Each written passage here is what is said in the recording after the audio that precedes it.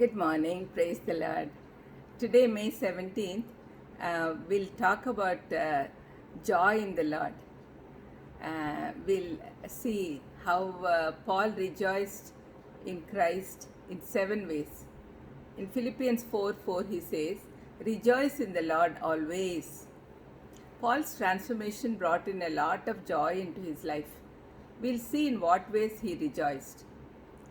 One by one, I'll tell you 7 points. You please remember them and, if possible, follow.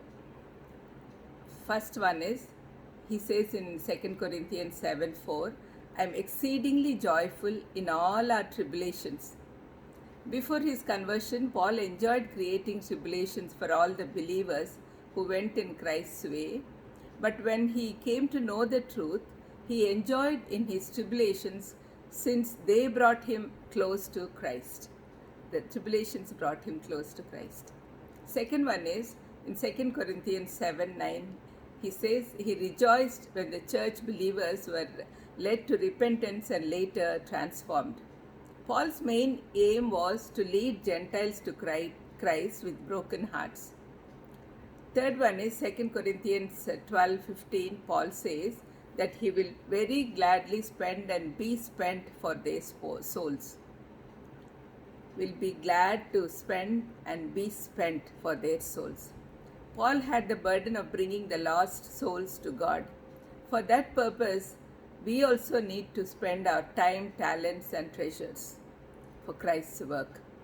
Fourth is Philippians 1:5, he's telling the church in Philippi that in every prayer of his, he makes requests for all of them. With joy for your fellowship in the gospel from the first day until now. He is happy in their steadfastness. They are very steadily going up in their spiritual life.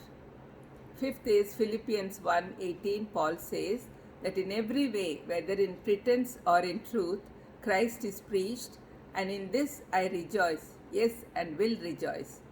Paul doesn't want the sacrifice of Jesus to go waste, and so he wants everyone to know about him. Sixth is Philippians 2:17.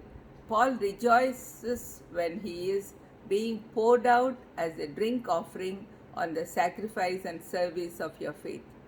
He likes to be melted away like wax in a candle while being a light to the Gentiles, for those for whose sake he was called by God. Seventh is Philippians 4:1. He says Paul is addressing the Philippians believers as his brethren and is saying that they are his joy and crown. Paul should be the role model of every believer. We should pray for the other believers. We should have happiness in us because of Christ who is in us. We should always rejoice in the Lord. When we have Christ in us, we won't feel anything bad. If something goes bad against us, we won't feel bad about it because He is there. He is making us happy in every situation, circumstance. Let's pray. Lord, thank you, Lord, for this